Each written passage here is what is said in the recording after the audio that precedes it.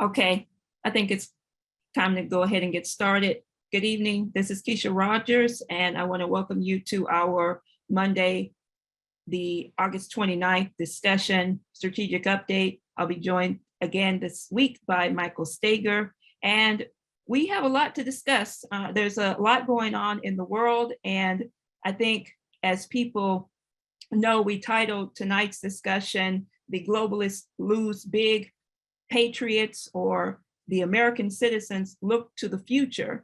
And what we're going to be discussing is a couple of the latest developments that are taking place in terms of the fight that's being waged by the population to demand a future, to put an end to this globalist uniparty agenda. There were some really exciting developments that happened that we're going to hear about in the course of our discussion in terms of a total annihilation of this uniparty and the agenda of taking on what has been an attack on the American people, an attack on President Trump. And this was taken on very thoroughly this weekend at a conference that Michael participated in, that a number of others of our members participated in, and delegates in Michigan. We'll hear about that and what that resulted in terms of the solidifying of the Trump base and Trump movement in the MAGA movement, the America First movement in Michigan. That is very exciting development. I know we'll hear about that soon. The thing that I wanted to just point attention to, very importantly, two other, first of all, another event that happened this weekend, which a lot of you participated in. I had an opportunity to moderate the LaRouchePAC special event on the drought and water crisis, solutions to the drought and water crisis. And I just want to bring that up to you, that this was Saturday, a special presentation by Pat Ruckert and Brian Lance. For those who did not have an opportunity to participate or to view those proceedings, that event, I would really encourage you to go back and look at it. As we make clear in the subject line here of the event, the drought isn't man-made, the solutions are. And that was really what we focused on this weekend. And I just wanted to kind of highlight that at that event, what you're seeing, just as an example of what I was saying about a real fight from the American people to demand solutions, demand a future, as we're headed into one of the most decisive midterm election at the very time where the FBI, the enemy, is determined to wipe Donald Trump, who's represented true leadership for the nation, out of the picture, running all kinds of coups and operations, which we have discussed on numerous occasions. The real target continues to be the American people, and the American people are fighting back. Because when you look at, as we discussed in this weekend's event, where I'll have to say it was really a total transformation to see the level of participation coming from people who have put their names in the hat for political office in many different levels, at the state level, the federal level, candidates for Congress, candidates who understand that this targeting by the uniparty has to be put to an end, and that the solutions in terms of a victory in the 2020 election, 2022 election coming up in just a matter of months here in November, but also what we have to do following that victory to declare a full return to the true principles of our republic, of the American system of economics.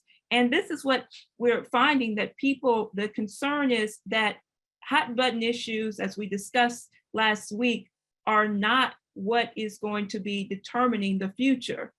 Real economic policies are what is going to determine the future. And this is what was understood by a number of the participants. And we had people representing candidates, as I said, at every level. And what you see right now is at the very time where the Biden collective, where the globalists think that they can run a total operation to demoralize the American people, that's backfiring, because what you have right now is at where the demoralization to say, well, you can't solve the problems that are confronting the nation because, for example, the reason why we have drought, or the reason why we have these weather events, the reason why we have floods going on is because of climate change. And people are not buying this. People are saying that these lies have to stop. We need real solutions, and we presented those solutions very clearly. Now, with that, I want to say there's a very important strategic update on our website that I really want to encourage people to take a look at. It's a situation report for today that Barbara Boyd put forth that takes up what this fight is really about. First of all, she situates what's going on with the continued discussion around the FBI raid of Trump, but also why it is that this whole operation is backfiring. The enemy has the same playbook. But one thing that I want to just point out from her report that I think is really situates where we are and the mission at hand, the fight at hand, but also the mission at hand, because I'll just read a section from this report that really highlights where we are. And she says, talking about the fact that it is a desperate and potentially deadly distraction from the simple fact, this is the endless political commentary about what's going on with the continued lies about Donald Trump, about what is at stake. But you have obviously the political commentary, but the fact of the matter is what's really happening is that you have a failed uniparty system, a failed system, and that she says that the economic crisis is going to raise its level of devastation, and that's what's being understood by the population. Washington's playbook is simple: indict or thoroughly demonize Trump to split the GOP vote, use the security state to defame, attack, and disillusion his supporters, issue payoffs and bribes to the Democratic base like last week's college loan forgiveness, celebrate killing babies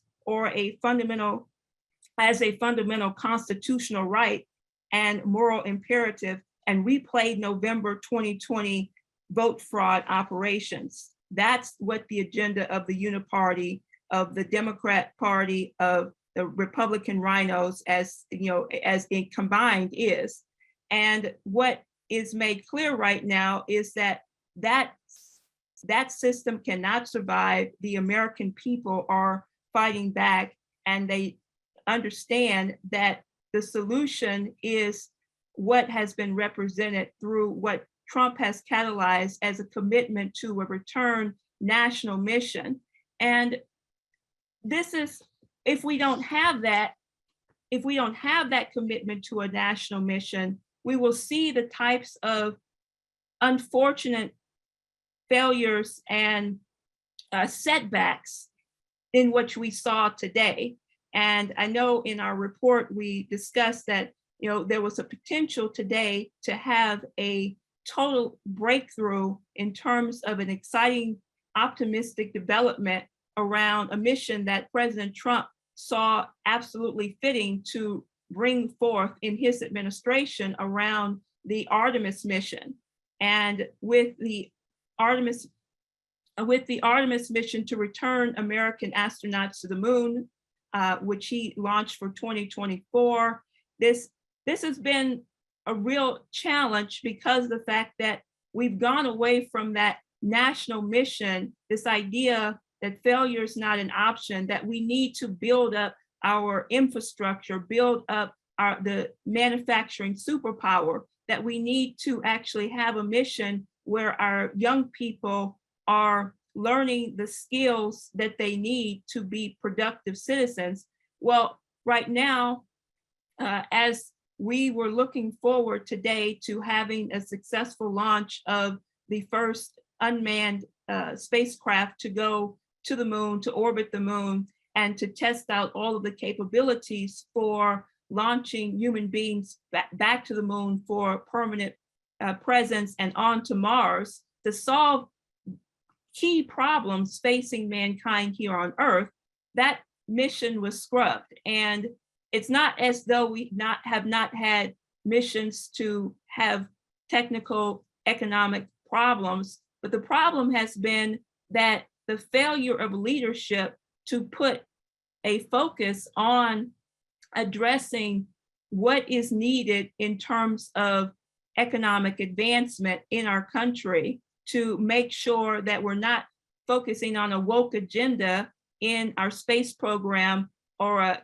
climate agenda in our space program, that we're focusing on getting the job done. And I want to say that very directly, because I mean, we know that today there's been problems with the SLS, the mission of the Artemis 1, the Orion spacecraft, the space launch system for a while. And we have to make this mission a success.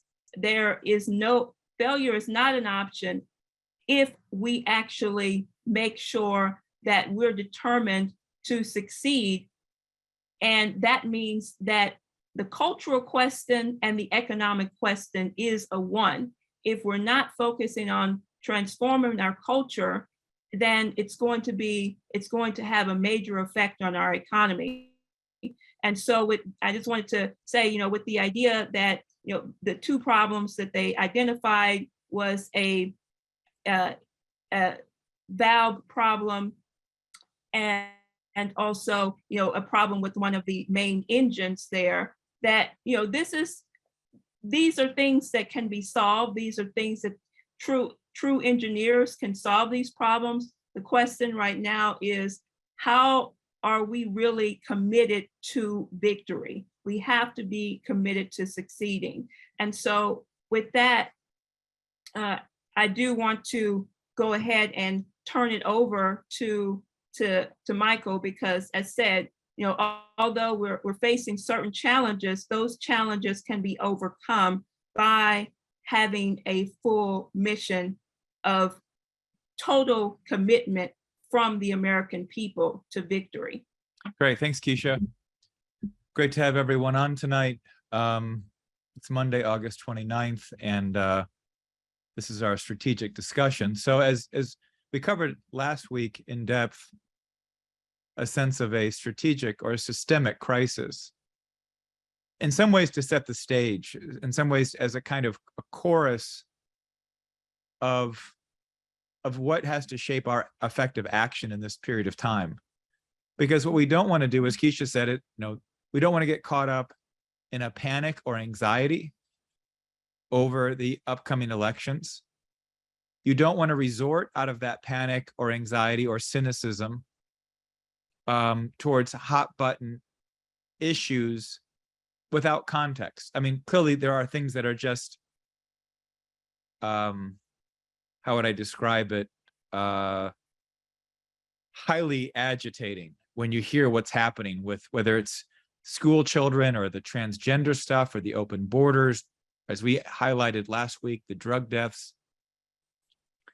These things can be just infuriating, where you almost just, it's hard to cope with how severe, to what degree our nation has collapsed, like with the FBI raid against Trump, that we're watching such overt destruction in broad daylight with a megaphone describing it, and yet somehow it's not.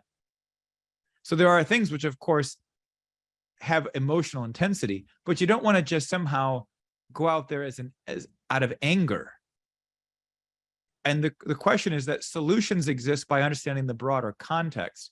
And to a large extent, given the overt and total breakdown of our nation, as Trump continues to say over and over again, our nation has collapsed. We are a third world nation. It's a broken down, it's a failed nation. These things are not hyperbole. In some ways, they're a major difference between Trump's 2016 and even 2020 campaign, and now the kind of a reflection of a broader and deeper movement.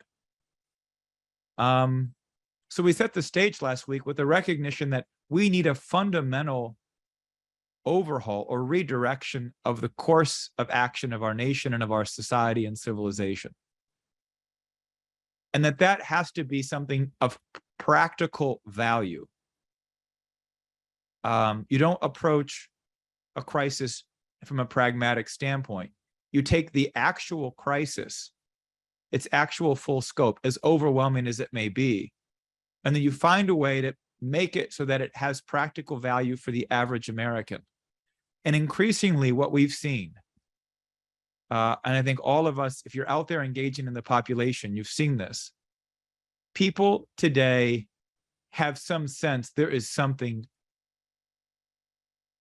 beyond existential.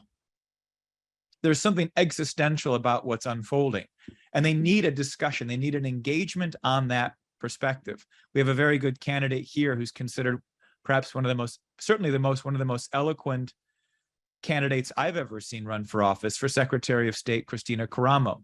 Her campaign is hinged on saying, my opponent is not a liberal Democrat, she's an extreme authoritarian. And that's just true. That's just empirically accurate. It's not a slogan or a way of propagandizing against her opponent. That's literally how the Democrats and these guys are acting. And they put up this smiling face when really it's a fascist commitment. So set that stage. And I think if you read the post that Keisha just put in the chat from Barbara Boyd, this captures what happened with Mar-a-Lago in broader context. But what we have to look at now is the full mobilization of all of us over the next 10 weeks. That we are looking at the most decisive factor in a consolidating shift of power out of the hands of an oligarchy, out of the hands of a globalists, out of the hands of a uniparty, and back into the hands of the American people.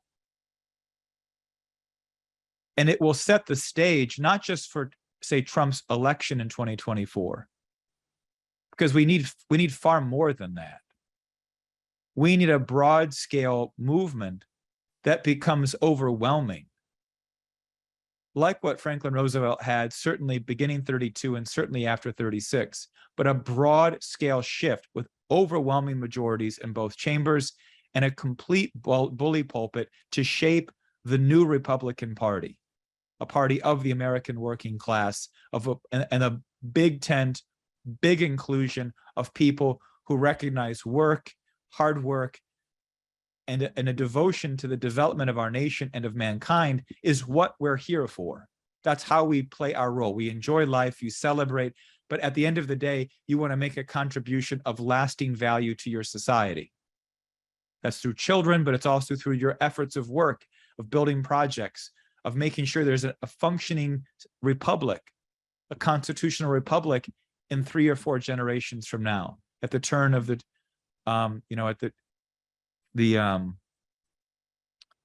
at 2100 and at the next century, 22nd century. So that said, what does that mean? Well, in some ways, we've got good news to report. As Keisha mentioned, we had a strong and profound event on the water crisis, which is not a water crisis. Yes, there's a shortage of water in the western states. Now, as Keisha can tell you, there's also been some big flooding in Dallas and that area and parts of Texas. I mean, it's not like a perpetual, just constant drought, but over the last 10 years, it's been a growing crisis of drought and a shortage of water supply. But that's not the crisis. The crisis is a shortage of a commitment towards development. And so once we jump into the discussion, we can discuss this more, and I may touch on it at the end of my remarks. But this is the role that we play, right? Why we want you engaged in us, why we want you to bring more people into a discussion with us, is because this is a time to think on a grand scale. We're talking about half the continent of North America. Half the continent of North America is engaged in the discussion of water in the West. That's been true since the 1960s. When Parsons Engineering did the study and recognized that the way that you address water on the western half of North America, for Mexico, for the Great American Desert, for the Great Plains up into Canada, is by looking at water supply throughout that entire western part of the continent, and how do you redistribute it? It's that which will define the 21st and 22nd century. It's that kind of thinking. It's that kind of thinking which is mirrored in the Artemis project, where we once again return to the moon, but not simply to visit, but to establish a permanent scientific research and industrial base. It's just a profound occurrence.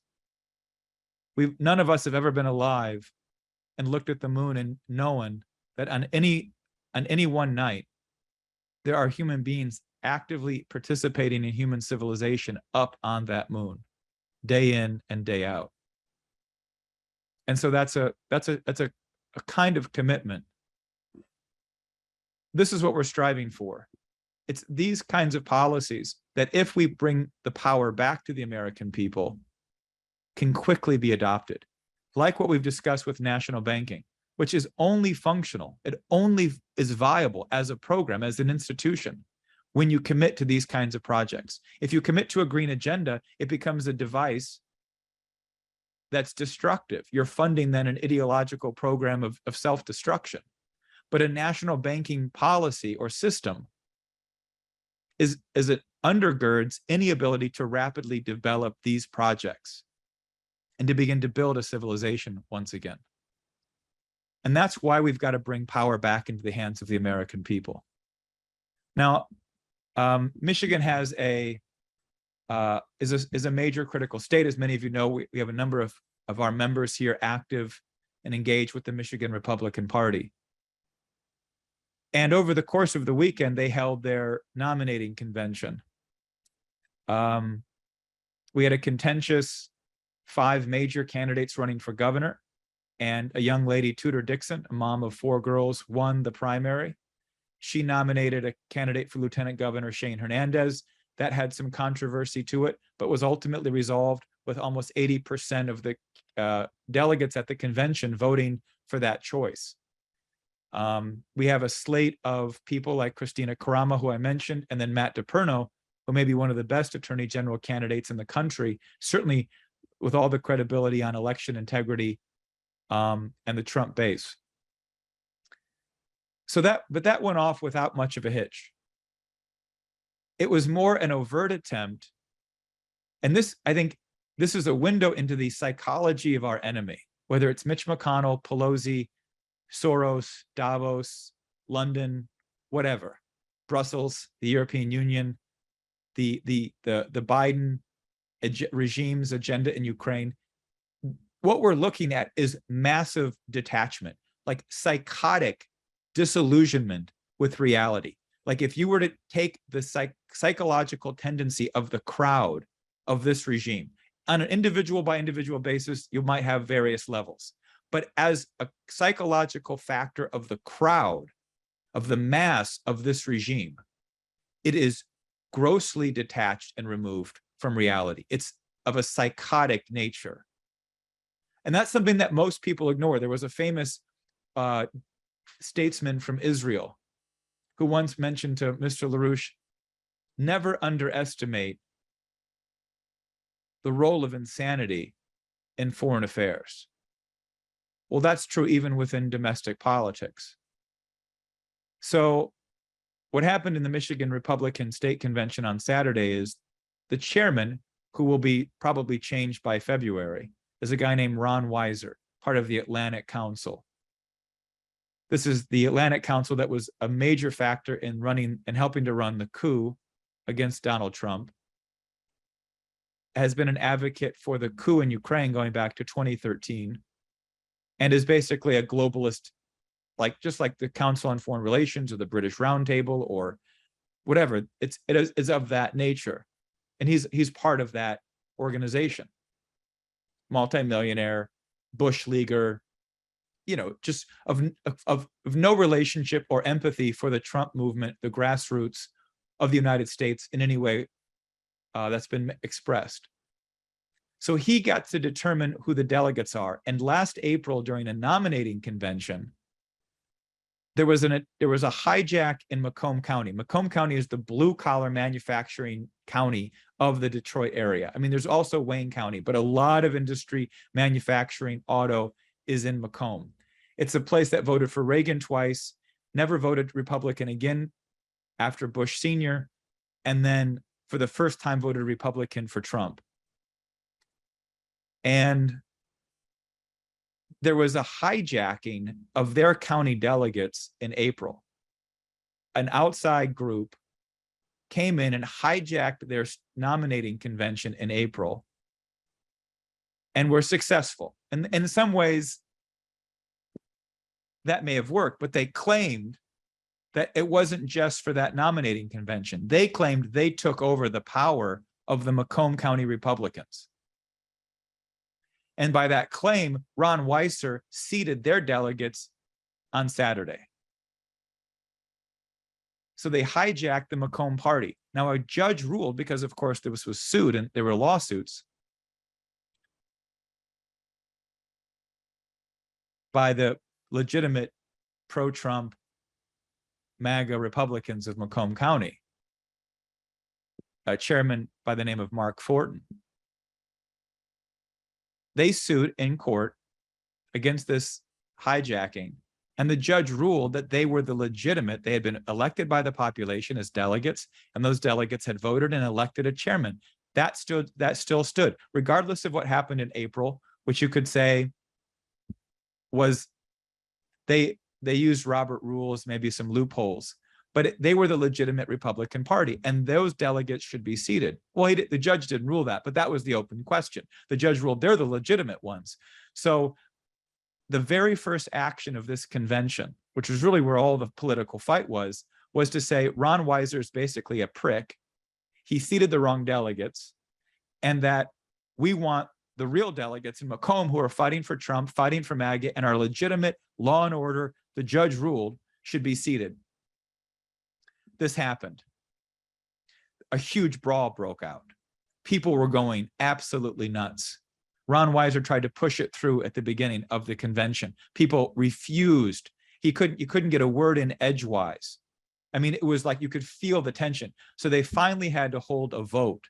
The vote was overwhelming. They needed 2/3. Weiser kept saying, you need 2/3, you need 2/3. Don't think you can win this with 50 plus 1. Basically, you need 2/3. We probably had 9/10, 90% plus of the delegates. When you looked at the people standing to vote in favor of the legitimate Macomb Republican delegates, it was an overwhelming number. This is a flood of new delegates.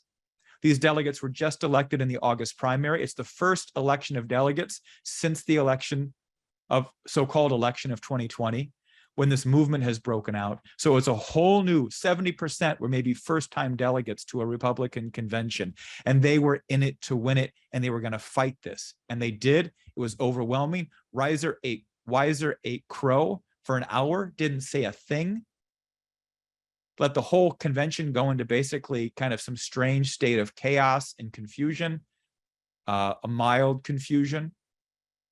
Never even held a no vote because it was so overwhelming.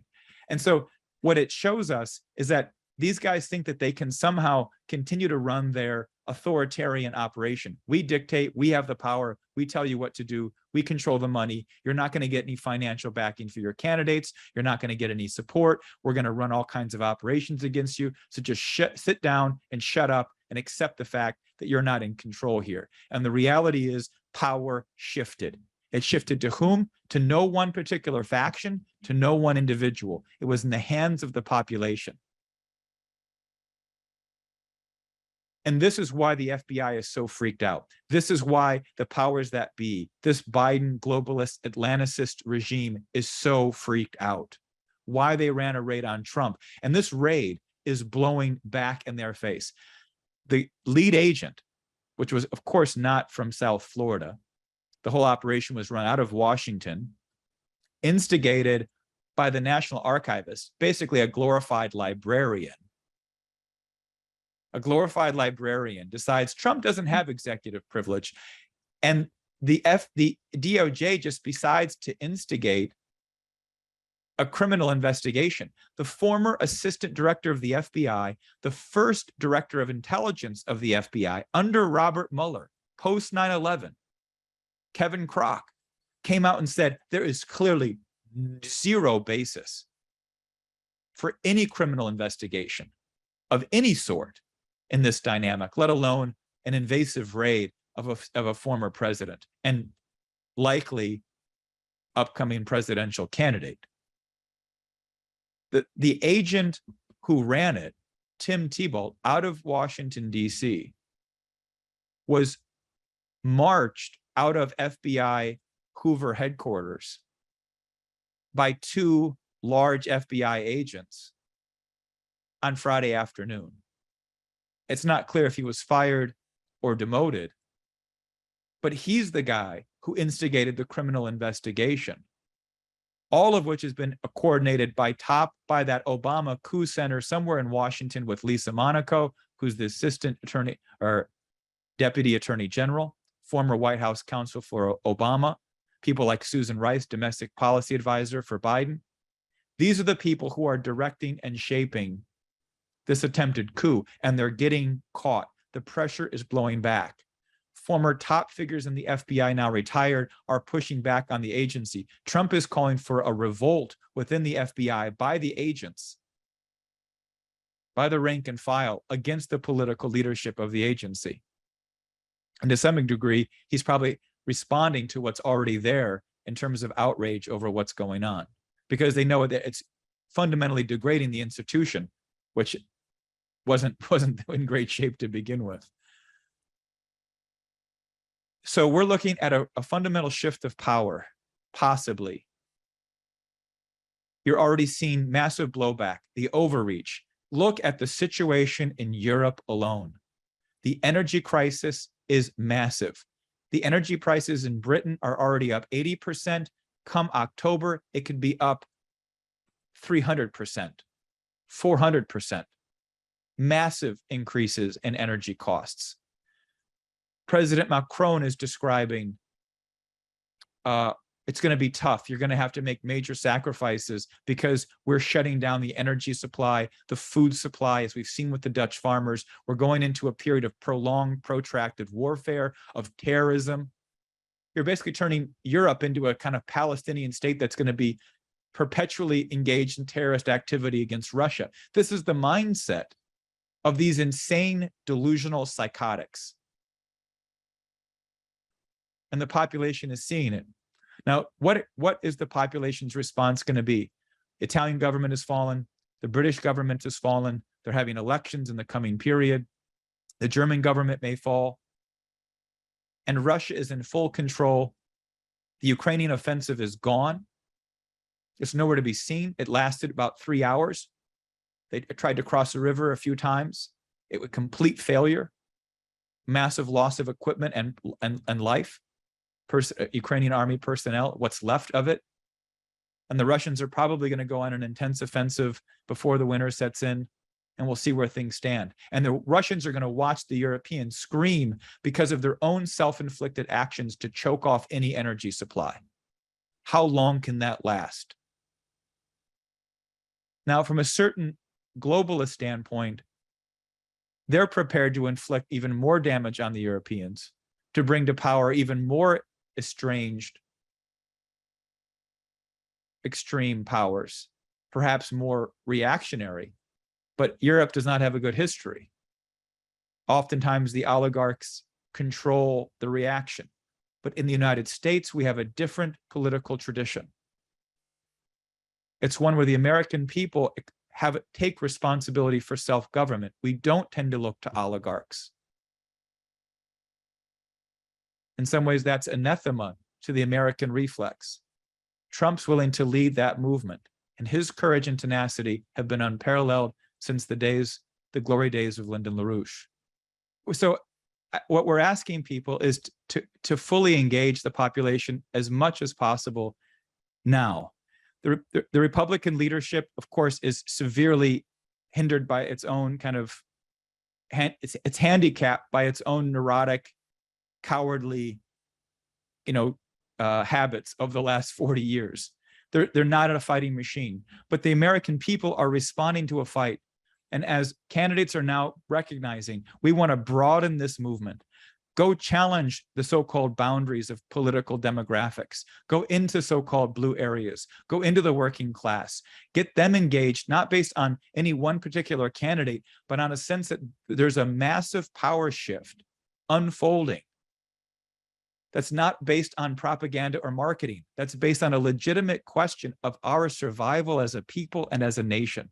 And if the American people and the United States Constitution can be put back in its proper place, on the proper pedestal from which it came, those sense of higher principles, then we can establish a shift, not in 2024, now, in 2022, a major blow to the uniparty, the globalists, but more importantly, a sense of responsibility of self-government from which our nation springs, from which renaissances and development and solutions spring, because solutions don't come from somewhere outside. They don't fall from the heavens like manna unless we're in some really kind of remarkable biblical experience. But I'm not counting on that. If it happens, it's great. But what I'm counting on, and what history tells us, is that when we take responsibility for our own long-term development, when we take the reins of responsibility of government, of our future, of our grandchildren and posterity, then we begin to solve the various questions, because the system is premised on that sense of responsibility. We want people engaged in that way, get out into the streets and help us build that. Because when you look at projects like water in the West, when you look at what Trump's second term in office could be, it can be even more powerful than Abraham Lincoln's one term. We can establish entirely new cities, entirely new major mega projects, projects that make landing on the moon seem small. This kind of development of our country and setting a course for what really is a revival of the true American system. So that's what we've got ahead of us. That's the next 10 weeks. Right now, it starts now, going into Labor Day weekend and then coming out of the gates then with a certain intensity. So I'm going to leave my comments there. We've lost Keisha for the time being. We've got Mindy Pechnick on. Mindy's running for State House in California from the Oakland area. And she was also a participant in the water conference on Saturday. So Mindy, I'm going to bring you in here and see if you have any thoughts. Just want to give a report on your campaign, the conference, and then we'll open it up for discussion. Okay. Hi, everyone. Yes, I'm Mindy Pechnick, running in California for State Assembly 18. And I'll come back to that in a second, because the campaign is very integral to what Mike was just developing, talking about an opponent and a leadership of the state, which is definitely not in reality. But the conference this weekend was really excellent. We had about 100 participants, about 80 online and the rest across the two offices. And it was a real dialogue around what we can do to solve the problem. Both facing, what struck a lot of people in the discussion was, you see how severe it is. The nation is completely collapsing. Our food production, this was one big stress of the conference, was the collapse, the effect of the water, the mismanagement of water, not dealing with the water, has on our agricultural production, which is important for people to think about, because in a lot of cases, that's not upfront on people's minds, but it is. I mean, massive collapse in rice production, cotton production, basic staples of your economy. And given that California and Arizona produce a good portion, in fact, probably the most of the food production for our country and probably for others as well, what struck people is, as bad as it is, my goodness, look at the projects that are available that we could do. It's like, it's not like we don't know at least how to get the basic problem solved, whether it's desalinization, building, as I'm calling for in my campaign, 30 desalinization plants to be built. I mean, you think about what it would take to build 30 desalinization plants, you're talking about a massive industrial recovery, not just in California, but around the whole country to build. And I'm saying to build that in a year. There's no reason we can't do what we need to do. And that means taking the leadership and creating, like President Trump, this kind of bold, courageous leadership across California, across the country, which says, no, we're not going to bow down to the zero carbon green God. We're no longer going to go, we're going to take these environmental regulations off the books like President Trump did when he pulled us out of the Paris Accord, which was a big step. And so I think it's really important, both at the conference and what I'm doing with my campaign here, to really hit it hard, because Newsom, as everybody knows, the governor of California, and the Uni Party, the entire state legislature, I mean, I'm sure there are a few that oppose this zero carbon agenda, but they're weak in fighting it. They don't fight it. They don't take it on. So what do we have? We have every green bill coming out of the state legislature, which is going to kill people. It's a depopulation policy. And my campaign is taking that head on. My opponent, Mia Bonta, who is the wife of the Attorney General of the state, I think they should be better known as the depopulation couple of the year, both with what they're doing in support of major drug policies. Rob Bonta refused to go after the cartels when some of the local law enforcement asked him to do it. And Mia Bonta, my opponent, I get a kick out of this. Her first days in office, when she got in, it was a special election the last time around, she voted in support of a bill, which is, I'm going to get the number right here, AB 525, and it passed. And what is it? It's a bill to build more windmills in California for offshore wind energy planning. And I get it, this is what she's pushing. Instead of nuclear power, instead of desalinization, instead of major industrialization, instead of fusion research, she supports wind power. I guess that'll go well with the bill she just passed with Newsom to support, no more gasoline cars in 2035. Does she propose running electric cars with windmills on their back or something? I mean, you have to have a little fun with their insanity. So this is why I'm calling on, and we called on people at the conference on the weekend to get out, as Mike just did, mobilize. Find your local candidates, get active with them. Let's make sure we create a real victory with the right policy agendas and get out of the system of genocide and into the system of growth. And I think that one of my other colleagues that was at the meeting with us in California is Allison Hayden, who's running against Swalwell, who definitely should be removed from the Congress. And I know in Texas, they had groups of Republican leaders from their work there in their office, including a candidate running for Congress in this upcoming November election. So I can leave my remarks there, but just encourage everybody on this call to get as active as you can. This is one of the, I think, the most historical moments in history for us to really win for the future of mankind. So that's my thoughts, Mike. Great, thanks for the report. Thanks for running. Mindy is a special candidate. She's obviously been a long-term collaborator of Mr. LaRouche's, but she's emblematic of a number of kind of profound Americans out there running for office and engaging in this political dynamic. And so they're in your area. I guarantee you, wherever you are, you've got really good people out there running who need your support and engagement, and to pull out the woodwork, kind of that American quality, like Trump did in 2016, and really even in 2020, where you bring in the forgotten men and women, the hardworking people of the country, which don't fit into a particular demographic, but it's a quality of mindset that's critical to self-government. So thanks, Mindy. Thanks for running. Thanks for doing what you're doing. We've got some people jumping in here. I think I've got Keisha here. Let me see if I can bring her back in on the phone.